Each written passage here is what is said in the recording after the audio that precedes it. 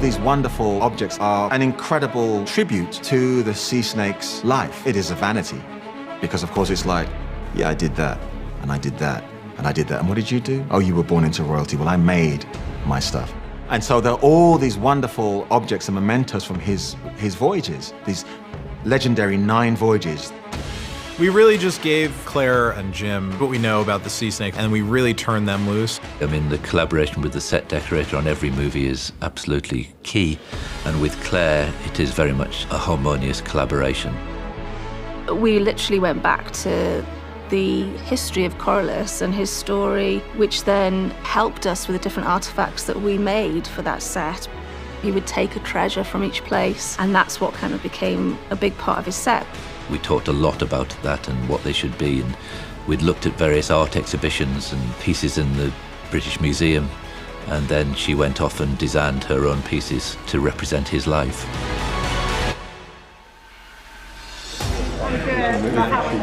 I'm fine. I'm melting.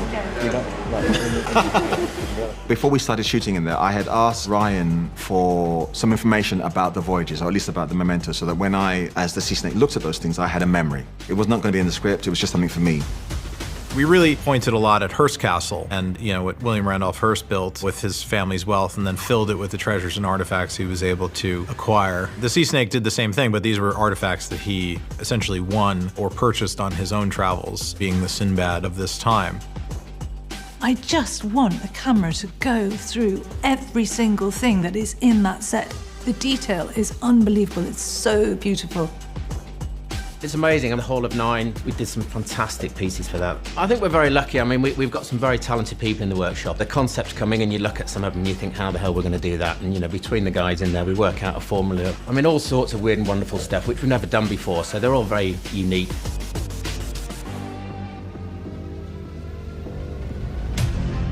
It was an amazing brief. Everything was creative. Everything has been made from scratch.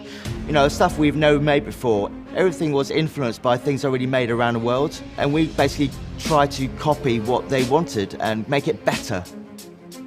The Hanging City has been made really lightweight, but had to be made so it looked like bone ivory. So we had to think of a method that we could do that was easy to be hung up really lightly. That took a lot of thinking of how we're going to make it. We ended up using loft insulation boards. We used those different thicknesses to carve, and we basically layered it all together to create the structure. It was lightweight, but strong as well. You never quite know how they're going to turn out when you start them.